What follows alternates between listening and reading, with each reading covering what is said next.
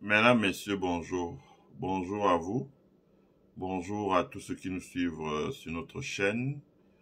Je vous remercie de suivre ma présentation qui s'intitule Le budget 2025 au Cameroun à l'épreuve d'une Afrique en mutation. Donc, je vous prie de mettre un like avec votre pouce sur la vidéo afin que YouTube puisse la recommander au maximum de personnes possibles. Mais également, abonnez-vous à notre chaîne si vous n'êtes pas encore. Invitez vos amis à s'abonner afin que la communauté soit nombreuse et partagez la présente vidéo sur votre compte Facebook, WhatsApp, X ou autre. Comme je l'ai dit, ma présentation s'intitule Le budget 2025 au Cameroun à l'épreuve d'une Afrique en mutation. Deux choses. Les éléments clés du budget 2025 contenus dans ce qu'on appelle la loi de finances. En fait, le budget, ce n'est que le tableau qui récapitule les dépenses et les recettes. Donc, cette loi de finances-là est connue, on a connu, et c'est une loi qui consacre la création tous azimuts d'impôts et taxes. Je prends un exemple désormais. Quand vous allez dans un hôtel, il va falloir payer, je crois, 2 à 5 000 francs de taxes sur la chambre d'hôtel. Je sais même pas si que, franchement, les mots me dépassent, les mots me manquent pour dire ce que je pense. Cette fiscalité-là, dans un Adamawa, dans une région du nord ou de l'extrême nord, où l'activité touristique est pratiquement battue en brèche, créer une taxe comme ça, je ne sais pas si c'est encouragé, alors que il y avait des choses à faire pour développer le secteur touristique, le mettre aux normes, le standardiser, ou au moins depuis qu'on crie depuis des années, faire que les aéroports de Bamenda, de Bafoussam, de Garoua et de Maroua soient ouverts totalement aux vols internationaux directs vers le Cameroun, le Moyen-Orient, etc., l'Europe, etc. Ce n'est pas fait. Mais ce qu'on a trouvé génial, c'est de créer des taxes pratiquement sur tout, et des impôts pratiquement sur tout. Bon. La deuxième chose qu'il faut observer, c'est que l'Afrique est en pleine mutation. Je ne sais pas si les dirigeants camerounais voient ça, parce qu'ils risquent de se comporter comme les dirigeants français. Les dirigeants français qui n'ont pas vu l'Europe surgir de terre, ils n'ont pas vu le coût du travail de la main-d'œuvre en Roumanie, ils n'ont pas vu le coût de la main-d'œuvre en Pologne, ils n'ont pas vu le coût de la main-d'œuvre en Hongrie, ils n'ont pas vu la stratégie de la Hongrie, la Pologne, la Roumanie pour créer l'industrie, la disponibilité de la terre agricole dans ces pays-là, etc. Les avantages fiscaux que ces pays ont mis à disposition. Conséquence, l'Europe, la France, surtout l'Europe centrale, ils n'ont cessé d'alourdir la fiscalité. La conséquence, quand vous voyez bien, vous lisez les documents de la DATA, la direction d'aménagement du territoire en France, et vous lisez les documents de d'autres agences françaises, vous voyez que pratiquement 68% de l'investissement productif en France a quitté le territoire français pour aller au Maroc, pour aller en Pologne, en Roumanie, pour aller en Pologne, pour aller en Hongrie, pour aller au Portugal, etc., etc. La France est devenue un désert industriel. Tous les investissements, je ne vous parle pas de la Chine, de la Turquie, les investissements sont allés là-bas parce qu'on produit moins cher, parce qu'on, etc., etc. Donc, le Cameroun est à peu près dans ce contexte-là aujourd'hui. C'est qu'il y a des mutations géopolitiques. D'abord, le précaré français qui est en train de se faire balayer, qui glisse entre la main de la France comme un morceau de savon pour vous glisser entre votre main dans votre salle de bain. Le précaré français qui ne va plus pratiquement plus exister. Je dis, si sur les 14 pays qui contrôlent le précaré français, le Sénégal s'en va. Quand on dit précaré, ça veut dire que il n'y a plus de base militaire dont le président sénégalais ne peut plus subir des injonctions de l'Élysée. Le Sénégal s'en va, la Guinée-Conakry s'en va, le Mali s'en va, le Burkina s'en va, le Niger s'en va, pratiquement le Togo s'en va, le Tchad s'en va, ben vous comptez, c'est pratiquement la RD Congo elle est partie. Ben, sur les 14, pratiquement 10 sont partis, quoi. Il reste le Cameroun, le Congo, le Cameroun, le Congo, Brazzaville, la Guinée équatoriale, et je dirais peut-être le Bénin et la Côte d'Ivoire. Et encore que la Côte d'Ivoire, il faut nuancer. Donc, on s'aperçoit que la logique dans ces pays-là n'est pas la logique. Ça veut dire qu'on est désormais en face d'une compétition. D'une compétition. Pour attirer les investisseurs, s'il y a la compétition désormais. Dans beaucoup de pays aujourd'hui, prenez la Côte d'Ivoire, prenez le Sénégal, prenez le Mali, prenez le Burkina Faso, vous avez des règles, des agences qui se mettent en place pour travailler avec ceux qui veulent venir investir chez eux, et tout se fait online. Ils se sont ajustés sur le Rwanda, la Tanzanie, pratiquement, qui l'ont fait très tôt et ont attiré beaucoup d'investissements. Vous avez les formalités pour créer des entreprises. Beaucoup de ces pays-là ont modernisé leur système. Vous avez le système de paiement des impôts. La fiscalité est basse, le système de paiement des impôts est plus facile parce que l'État a digitalisé la totalité des processus de déclaration et de paiement des impôts dans des pays comme la Côte d'Ivoire, le Sénégal, bientôt le Burkina, le Mali, le Niger, etc., etc. Donc, il y a une compétition. Deuxièmement, contrairement au Cameroun, qui n'a rien fait en termes de construction des infrastructures, même si les Ivoiriens se plaignent des dettes, mais je leur dis souvent, ok, vous avez les dettes, mais vous avez au moins les infrastructures.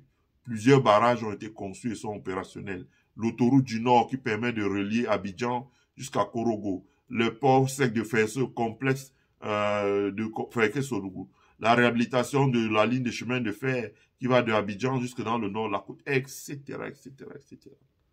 Beaucoup de choses ont été faites. La construction du métro d'Abidjan, même si c'était pas mon favori, la construction du métro d'Abidjan, la réhabilitation des ports, etc., les aéroports d'Abidjan, quand vous y allez vraiment, vous voyez qu'on a réhabilité l'aéroport. Tout ça, c'est des choses qui permettent à l'investisseur, qui dit, dans une économie qui se globalise, qui dit, bon, moi, j'aimerais implanter mon usine quelque part en Afrique pour faire au moins 60% de la chaîne de valeur parce que, compte tenu du prix de la main-d'œuvre par rapport à l'Asie et la jeunesse de la population, si je veux faire ça ici en Amérique, ça va me coûter cher. Je préfère faire ça en Afrique parce que ça nécessite la main-d'œuvre et transférer aux États-Unis pour faire les finitions, le marquage et mettre sur le marché. Donc, je peux faire 50% en Afrique, 50% aux États-Unis. Souvent, les industriels raisonnent comme ça. Ils ont des bureaux d'études qui les aident à faire des calculs et arriver là.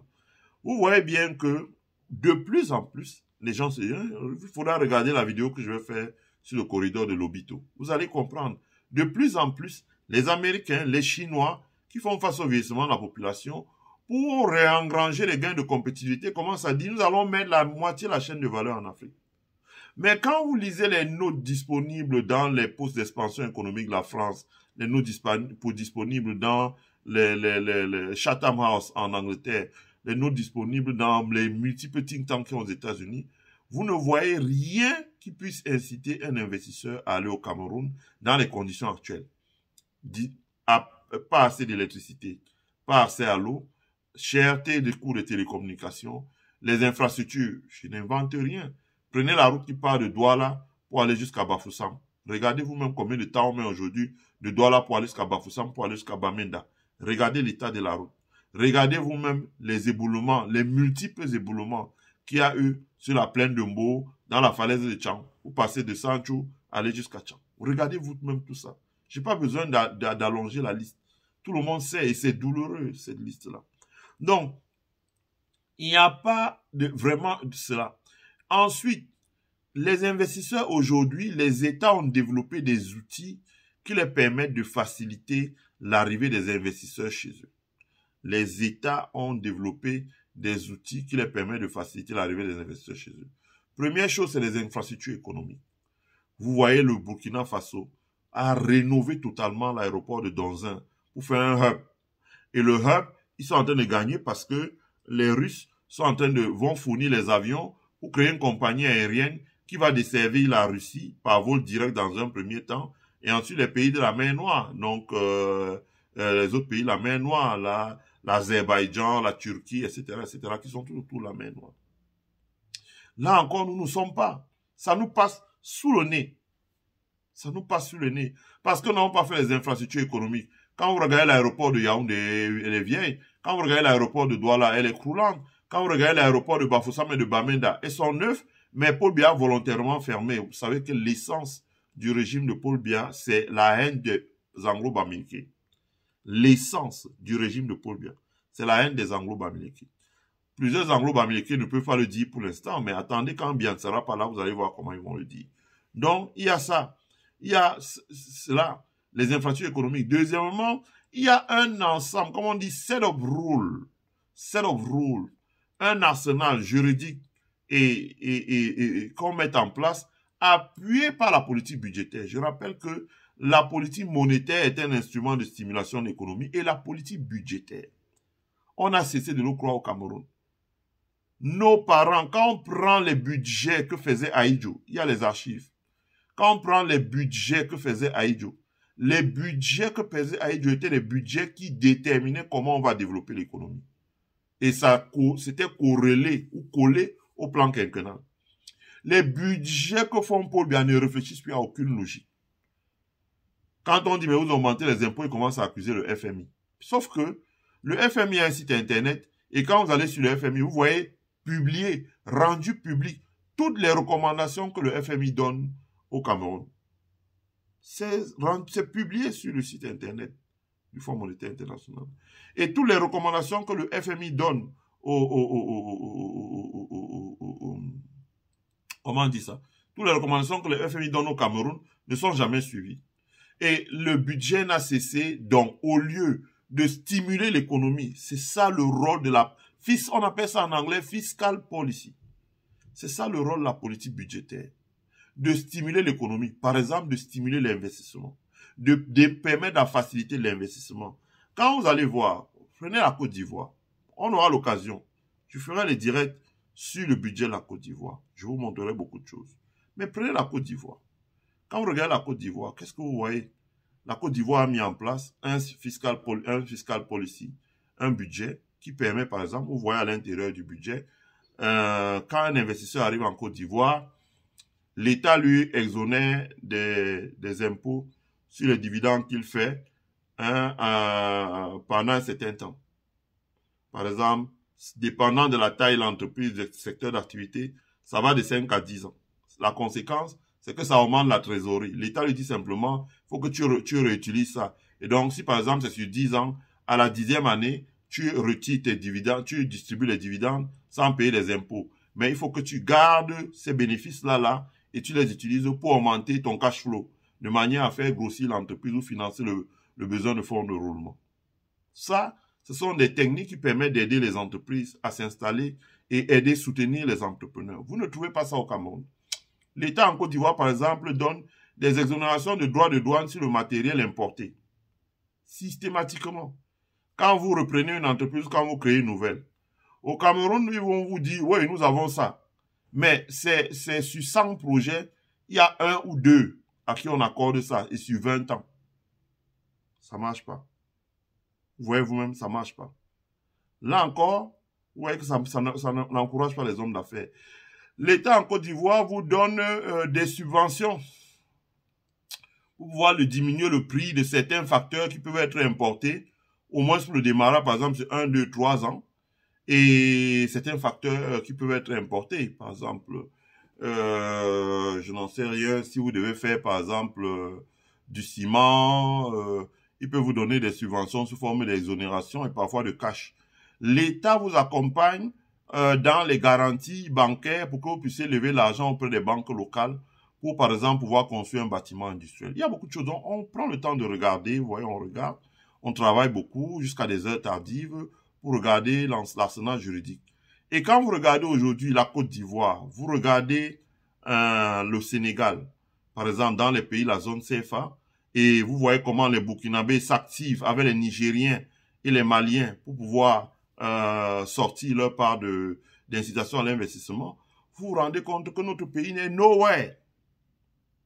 Je ne veux même pas parler de l'exemple de comment rapporter aujourd'hui d'un Jérémy Ngono a d'ailleurs rapporté ça dans son direct, d'un ancien banquier camerounais, industriel aussi, sa famille avait la banque, l'industrie des assurances, qui a délocalisé toutes ses affaires maintenant au Ghana. Au Ghana. Au Ghana. Au Ghana. Pour ceux qui sont Camerounais, rappelez-vous, dans les années 2000, les Ghanéens fuyaient la misère chez eux pour venir au Cameroun être coiffeurs. Aujourd'hui, les hommes d'affaires camerounais ferment tout au Cameroun pour aller au Ghana. Mais ça devrait nous interpeller. Il y a des mutations géopolitiques en Afrique. Il y en a plusieurs.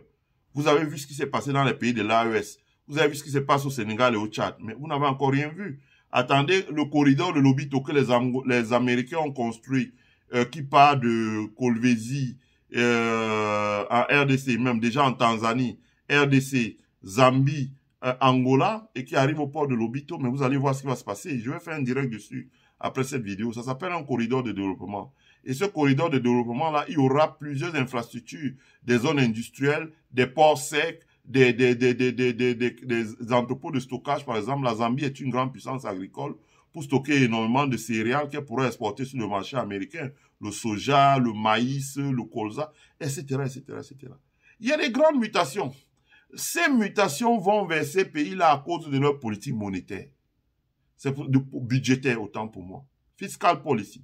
C'est pour ça que cette année, on va faire, ce sera peut-être la dernière année, mais on va faire beaucoup de travail pour vous montrer bien le budget de l'Angola, pour que vous voyez que ce qu'on est en train de faire au Cameroun là, c'est un suicide collectif de tous les Camerounais.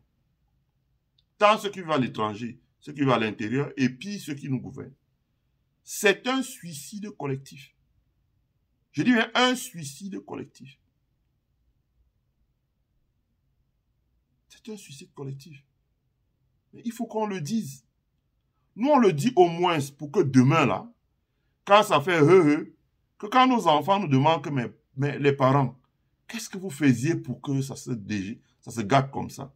Que nous, on dise, on avait au moins pris la parole pour le dire, mais on avait en face de nous des politiciens de l'opposition plus fourbes que ceux du RDPC. En tout cas, c'est les gens qui étaient dans le RDPC que Paul Biya a envoyé dans l'opposition pour remplir un contrat.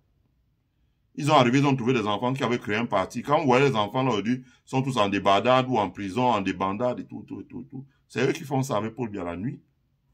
Et le but est de pouvoir contenir la population. Mais je leur dis que si ça tourne, ils paieront plus cher encore que Paul Biya. Ils paieront encore plus cher que ceux qui sont au pouvoir maintenant. Si je mens, regardez en Guinée-Conakry, dites-moi où est Alain Diallo. Donc, c'est dangereux. Bon, maintenant, ce qui se passe, c'est que dans un pays comme le Cameroun, les gens sont venus dire, ah non, la Banque mondiale et le FMI nous demandent de ne plus subventionner l'agriculture. Ceux qui étaient petits comme nous, ceux qui étaient petits à notre époque, dans les années 80, on était des petits enfants, on allait quand même en vacances. Tous nos oncles dans le Mungo, Penja, Lowe, Manjo, Melon, etc. C'était les agriculteurs. L'État leur donnait les engrais, l'État leur donnait les plants, l'État leur donnait les semences, l'État leur fournissait l'encadrement agricole à travers les chefs de poste agricoles. La politique agricole que le Burkina est en train de mettre maintenant, je dirais que c'est comme une copie de la politique agricole du Cameroun sur Aïdjo. L'État leur donnait les engrais, l'État leur donnait et le Burkina a peut-être ajouté le labour mécanique qui réduit un peu la pénibilité. L'État leur donnait tout ça. Résultat des courses, nos parents là, ils produisaient du taro, ils produisaient du manioc, ils produisaient la banane, ils produisaient du plantain, ils produisaient du café, ils produisaient le poivre, ils produisaient le haricot, ils produisaient tout. Ils faisaient de l'huile de palme. Ils avaient des 40 hectares là dans le Mungo, partout c'était l'agriculture. Aujourd'hui, qu'est-ce que Paul Biya a fait? Il a mis des lois foncières pour empêcher même aux gens d'accéder encore au terrain qui est le leur, soit disant qu'il veut protéger les autochtones. Je ne sais pas quel autochtone il protège. Quand quelqu'un comme Onambele Zibia dit que c'est lui-même qui a vendu Yaoundé aux étrangers, il aurait dû d'abord commencer à protéger les autochtones de Yaoundé. Vous voyez vous-même dans notre pays, tout s'est effondré au niveau agricole. L'agriculture ne vit plus. Et quand bien même on met un programme, on le distribue entre petits copains. On donne à Joshua Oshi l'argent pour aller faire la pisciculture. Je ne sais pas si Joshua Oshi est député ou s'il est un pisciculteur. Vous voyez, il se distribue. Ça ne marche pas. Et regardez à côté des pays comme le Burkina Faso, ils remettent en place des plans pour soutenir l'agriculture. Et ces plans sont destinés aux petits agriculteurs. La conséquence, vous voyez ressortir de terre au Burkina Faso de la production agricole de haute intensité, que vous ne voyez pas sortir de terre au Cameroun. Le Burkina subventionne son agriculture. Après cette vidéo, je ferai une autre vidéo pour parler de M. Abdourahmane Konaté, qui est le conseiller aux affaires agricoles de président burkinabé Ibrahim Traoré. Vous avez vu comment ils ont travaillé. Ils ont fait des expérimentations sur le riz. Ils ont fait des expérimentations sur le blé. Ils ont augmenté. Lui-même, il a dit devant son président, Monsieur le Président, nous avions fait 700 000 tonnes l'année dernière. Donc, nous avions augmenté. Nous étions à 500 000. On a passé à 700 000 tonnes. Cette année, on atteint le million de tonnes. Alors que le besoin de la consommation du Burkina de riz est de 2 millions. Donc, ils ont déjà 50% couvert. Et pour freiner les importations, on disait, oh non, la qualité du riz, il y a le caillou. Quand on mange, il y a le caillou. Ils ont importé des trieuses optiques de riz. Avec 64 pixels. Donc, qui va permettre de trier de manière optique le riz. Et le riz sera propre, net. De séparer ce qui n'est pas bon de ce qui est bon. La conséquence, le Burkina va être compétitif et il peut commencer à exporter son riz dans la sous-région parce que la qualité y est. L'agriculture se subventionne. Vous avez vu le Burkina. Il a remis les tracteurs, il a remis les engrais, il a remis les semences, il a remis maintenant les trieuses optiques. Au Cameroun, pendant ce temps, ce que l'État a trouvé pour remercier le monde rural, c'est de créer des taxes. Créer des taxes sur le transport de la nourriture, créer des taxes sur la production de la nourriture, créer des taxes sur les semences, créer des taxes sur le matériel agricole, prélever même encore, c'est-à-dire que le planteur ne pourra plus avoir de carte d'identité s'il ne vient pas donner 36 000 à l'État, vivant au village. Qu'est-ce que les Camerounais ont fait pour que Paul Biya et ceux qui l'entourent nous punissent de cette manière? Vraiment, je ne sais pas si ces gens sont déjà allés dans les villages. Faites un tour, allez dans le sud-ouest là, ces ministres là, sortez du bureau à Yaoundé, des bureaux feutrés, allez dans le sud-ouest là, dans un endroit comme Banlangui. Vous voyez comment les gens vivent. Les gens vivent au même niveau que les animaux. Ça veut dire que quand ils dorment la nuit sur leur lit en bambou, le lézard vient dormir avec eux, le chat tigre dehors vient dormir avec eux. Il n'y a pas de différence entre ces êtres humains et des animaux. Vous allez demander à ces gens-là de venir vous donner 35 000. Des gens qui mangent le manioc avec l'huile et le sel. C'est à ce moment qu'on s'aperçoit que les gens qui dirigent le Cameroun sont dans une bulle. Ils vivent à Yaoundé, dans un environnement qu'ils se sont créés, et ils ont perdu tout contact avec la population qui vit dans le Cameroun, hors de Douala et de Yaoundé. Ils ont perdu tout contact. Donc, ils ne savent pas comment les gens vivent hors de Douala et de Yaoundé. Ils ne savent pas quel est le rythme de vie. Ils ne savent pas la difficulté que les gens ont à affronter au quotidien hors de Douala et de Yaoundé. Et ça donne ce que nous voyons là. Ça donne ce que nous voyons là. Vous pouvez vous-même voir ce qui se produit dans notre pays. Nous perdons en termes de compétitivité. Nous perdons en termes d'attractivité. Nous perdons même des Camerounais aujourd'hui, je vous ai dit. Vous avez vu l'un des plus grands banquiers du Cameroun, il a pris l'argent qu'on lui a remboursé dans sa banque en Guinée équatoriale pour aller mettre ça au Mali. Un ancien banquier qui est là a pris toutes ses affaires pour mettre au Ghana. Ils ont déserté, ils ont abandonné le Cameroun. Le Cameroun n'est plus attractif.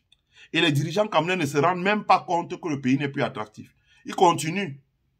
Un jour, ils vont même mettre la taxe sur l'air avec un truc qu'on met là. Tant que tu paies, on débouche pour que tu respires. Tu ne paies pas, on ferme. Tu ne respires plus. Ils sont dans une bulle. Les Camerounais ne les font pas peur. Ils peuvent faire comme ils veulent. Et la nuit, ils s'arrangent entre pouvoir et opposition. Et ils ont leurs journalistes qu'ils ont achetés. Mais je leur dis toujours, ce n'est pas qu'on leur souhaite du mal. Mais dans tous les pays où les politiciens se sont amusés comme ça, la fin est souvent dramatique. L'exemple de Mobutu n'est pas loin. Voilà. Donc, il faut pas qu'ils s'amusent. Les pays comme le Burkina Faso, on dit, c'est un benchmark, subventionne massivement l'agriculture et la production agricole reprend de plus belle. L'élevage de poissons reprend de plus belle. J'ai regardé et j'ai partagé la vidéo sur mon mur Facebook. Élysée Onta, vous pouvez la voir. La production de poissons en cage sur le barrage de Bagré. Alors, donc, ils ont amené énormément d'excavateurs pour désensabler les barrages et ils vont intensifier, dans les barrages de retenue d'eau, ils vont intensifier la production de poissons en cage sur ces barrages-là. Énormément. Ils vont même mettre des caméras pour surveiller. Ils vont faire énormément de production de poissons sur ces barrages. C'est exactement ce que vous pouvez voir ici aux États-Unis. Et la conséquence, ça va augmenter le niveau de la production nationale de poissons, la consommation, mais également la santé des populations. Et là-dessus, maintenant, l'État peut prélever. Comment l'État peut prélever? Quand on prend ce poisson-là, produit localement, avec les intrants locaux, les aliments pour poissons locaux, ces poissons-là vont être pré-cuisinés dans des restaurants. Quand ils sont cuisinés dans des restaurants et vendus, ça s'appelle quoi? Un service. L'État prélève la taxe sur la valeur ajoutée. L'État prélève la taxe sur la valeur ajoutée. Les gens ont un emploi, ont une source de revenus, une vraie source de revenus, parce que l'État les a permis à accéder là. Et l'État prélève les impôts État. Mais chez nous, on dit que non. Le gars qui vit à Loé, qui a 300 mètres de papaye, mètres carrés de papaye, d'ananas, et qui dépose ça en route, qui a un revenu d'1 million, il va falloir qu'il donne 36 000 à l'État. Qui peut vivre avec 1 million? Qui peut vivre avec 1 million? À Yaoundé, quand un ministre sort pour aller en boîte de nuit, il a 10 millions en poche. 10 millions.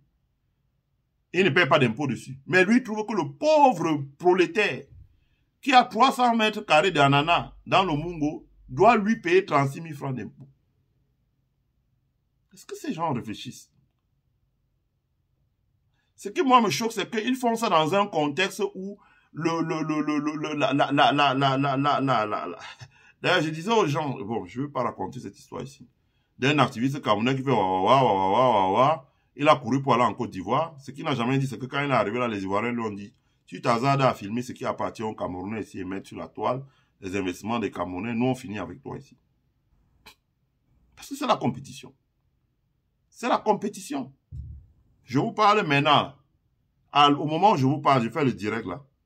J'ai quelqu'un qui est directeur dans un hôpital aux États-Unis, qui est en ce moment en Côte d'Ivoire pour explorer le terrain, travailler avec le gouvernement ivoirien, parce qu'il va s'associer à des Américains pour ouvrir une clinique chirurgicale en Côte d'Ivoire. Quelqu'un qui est sur la toile. Là. Donc chaque jour en fin de journée, la personne m'appelle pour me faire un compte rendu. Je suis là, j'ai vu tel. Je dis, bon, voilà, va voir tel, tu vois tel de ma part. Pour créer une clinique chirurgicale, la personne est camerounaise. Ok, avant d'arriver aux États-Unis, elle est partie du Cameroun, elle a vécu peut-être 5 ans en Côte d'Ivoire avant d'arriver au Cameroun, aux États-Unis. Mais l'investissement ne part pas au Cameroun. Et c'est un investissement qui va faire 1-2 milliards de francs. Qui va aller se loger en Côte d'Ivoire? Une clinique chirurgicale. Ça veut dire que les Ivoiriens n'iront plus à l'étranger pour faire certains soins. Et c'est une Camerounaise qui va leur amener les investissements sur leur territoire, avec des Américains à la pointe de la pointe, elle-même elle à la pointe de la pointe de la pointe, alors que cet investissement aurait pu arriver au Cameroun. Mais ça ne dit rien au gouvernement camerounais. Quand vous parlez, vous avez un ministre des Finances qui sort de manière tellement arrogante, suffisante, condescendante. Il parle vraiment comme si... Frère, cher frère, on ne peut pas se faire ça. On ne peut pas se faire ça. Je vous jure, quand vous regardez bien là, vous prenez la loupe, vous regardez comme ça, c'est le Cameroun qui est perdant. Il est perdant sur tous les plans. Ça ne génère pas de croissance économique, la création de tous azimuts des impôts. Alors que les investissements industriels, les investissements des services, les investissements agricoles, etc., ça génère un surplus de création de richesses. Et d'une manière ou l'autre, l'État prélève la juste part en termes d'impôts. Quand vous êtes un État et que les gens ne dépensent plus les devises de votre pays pour pouvoir importer du riz, importer du blé, importer du maïs, importer de l'huile, importer etc., etc. Quand vous avez ces devises-là qui ne sortent plus, vos réserves à la Banque centrale augmentent. Et quand vos chefs d'entreprise maintenant veulent des machines, vous créez des conditions favorables pour qu'ils importent des machines. Ils commencent à importer la machine même pour commencer à transformer les produits agricoles. Ou pour développer davantage les produits agricoles. Ça veut dire qu'il y a assez de disponibilité pour le type qui assemble les tracteurs. Il y a assez de disponibilité pour le type qui importe l'urée au Burkina Faso, mélange avec le phosphate pour formuler les engrais et mettre sur le marché. Vous avez vu même la vidéo sur notre chaîne YouTube. Il fait là une capacité de 600 000 tonnes. C'est un désastre, franchement. Le surplus de richesse créée augmente le surplus de recettes pour l'État. parce que l'État prélève la juste part. Et c'est pour ça que je vous ai dit, quand vous prenez les États-Unis, après 4 ans de Biden, tous les États fédérés ont ce qu'on appelle des budget surplus. Ils sont en excédent budgétaire. Le Cameroun risque de ne plus attirer les investisseurs. Aucun investisseur n'ira dans un pays où on taxe, on empêche que les employés sortent, les gens là, on conditionne la mobilité. Ça veut dire que même ici aux États-Unis, quand vous voulez sortir, vous sortez. Vous savez juste votre passeport, vous sortez. Pour faire votre passeport, vous remplissez un document, on ne vous demande pas tout ce qu'on demande au Cameroun. L'État américain n'est pas fou. Non, on met la pression maintenant sur les commerçants, on met la pression sur les artistes, on met la pression sur les sportifs, on met la pression sur les entrepreneurs, les petits, les grands, on met la pression, on crée... On va où avec ça? Qui va pouvoir venir travailler dans un pays comme ça? Et quand vous regardez ce budget-là, il n'a même pas été débattu à l'Assemblée nationale. On est venu avec ça, on est allé, ça passe. Le RDPC a une majorité obèse, puisque c'est entendu avec son ami du MRC pour que l'autre boycotte, pour lui donner la majorité obèse. Donc il fait passer tout ce qu'il veut passer. C'est dommage. C'est dommage, ça sent pas bon. Je vous dis, ça sent pas bon. Ça sent pas bon, on va voir jusqu'où ça va aller. Mais ça sent pas bon comme ça. On va voir si avec ce budget-là, et tout ce qui est écrit dans ce budget-là, on arrivera à passer 2025 la tête tranquille. On va voir. On va voir. Parce que je pense que les Camerounais, quand ça va commencer à les toucher, ils vont réagir. Voilà. Ma présentation s'arrête ici. Je vous remercie tous ceux qui avaient suivi. Je rappelle que nous parlions de la loi de finances 2025 au Cameroun à l'épreuve des mutations en Afrique. Nous perdons en termes de compétitivité. Nous perdons en termes d'attractivité pour les investisseurs. Nous ne subventionnons plus notre agriculture. Nous ne mettons plus les vraies incitations en place pour aider les gens à démarrer une unité industrielle. Comme on voyait avant, je rappelle, pas ça pour les plus jeunes. Quand nous, on était petits, on partait de Dedo pour aller fréquenter à ce qu'on appelait à l'époque Bassa. Mais on disait Bassa parce que quand vous franchissiez entre Bipanda, ce qu'on appelait Bon Fils là, et vous remontiez jusqu'à ce qu'on appelle les PK, tout ce qu'on appelle PK. C'était les usines. Il n'y avait pas les gens qui habitaient là, c'était des usines. Les bus tous les matins transportaient des centaines de personnes dans les bus, les milliers de personnes pour monter aller travailler là-bas et ils revenaient le soir. Par bus. Il n'y a pas le taxi, le Benskin. Tout ça a été démonté, dépiécé, il n'y a plus rien. On a une désindustrialisation totale. Pendant que les gens comme les Ivoiriens ont fait des efforts en termes d'infrastructures économiques et qu'on soit en train de se réindustrialiser, nous sommes en train de nous désindustrialiser. Et puis, on met en place des lois qui permettent qu'on ne se désindustrialise, qu'on ne s'industrialise plus. Or, l'Afrique a changé. Aujourd'hui, vous avez des banques panafricaines. Vous avez des banques panafricaines aujourd'hui. Vous avez des compagnies aériennes panafricaines. Vous avez la circulation de l'information à travers les réseaux sociaux. Vous avez les satellites aujourd'hui qui arrivent pour généraliser les Internet, etc. Les roaming qui se mettent en place dans les États. Les confédérations même qui se créent. Les corridors qui relient la Tanzanie, le Zaïre, la Tanzanie, la RDC, la Zambie, l'Angola. 4 pays. Qu'est-ce qui va se passer d'après vous? Les hommes d'affaires camerounais, vous allez voir, vont commencer à développer des nouveaux projets en Angola. Et le monde a changé. Je vous dis, vous appelez, je vous dis qu'à l'heure où je fais ce direct, vous avez une Camerounaise qui est directrice d'un hôpital qui, en Côte d'Ivoire, vous prospectez la construction d'une clinique chirurgicale. Avec des Américains qui mettent l'argent, soutenu par un sénateur, une sénatrice. On a changé. Parce que quand elle va en Côte d'Ivoire, là, elle n'a pas l'impression qu'elle n'est pas chez elle. Tout est fait pour qu'elle ait le sentiment qu'elle est chez elle. Il y a des Camerounais qui vont en Côte d'Ivoire, il y a des restaurants camerounais, il y a des restaurants ivoiriens, il y a des trucs. Elle a gardé des amis là-bas qui l'accueillent, qui viennent la rendre visite à l'hôtel, qui sortent pour aller la faire visiter la ville, qui lui offrent un chauffeur avec une sécurité policière pour tous ses déplacements dans le pays, etc., etc. Pendant ce temps, dans son pays à elle, on prend des lois qui interdisent les gens de sortir. C'est quoi ça? On va où? Franchement, chers parents, on vous regarde. Le résultat de tout ce que vous êtes en train de faire là, ce sera quoi dans 10 ans? En tout cas, on vous interpelle aujourd'hui. Parce que dans 10 ans, vous aurez à répondre aux petits-enfants. Merci à tous ceux qui ont suivi la présente vidéo. Partagez-la, mettez un like et surtout partagez-la sur vos pages. abonnez-vous, invitez vos amis qui ne sont pas encore abonnés sur notre chaîne à s'abonner, car sur cette chaîne, le meilleur reste à venir. Passez une bonne journée. Bye.